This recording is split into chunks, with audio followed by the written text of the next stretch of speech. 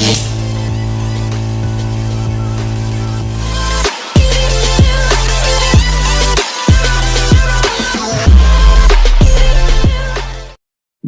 guys, andito ako ngayon sa Capitol Cabarugis Quirino. And this is the first day of Cabrasok. Tara at panoorin natin yung mga athletics.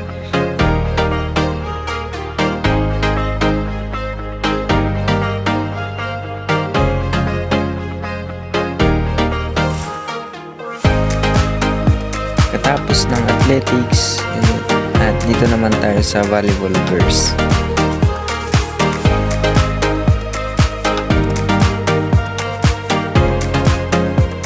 Guys, tayo ngayon sa Video Caparugis.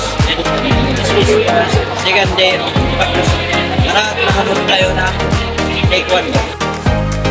Dito sa larong to is maglalaban ang QSU and NVSU.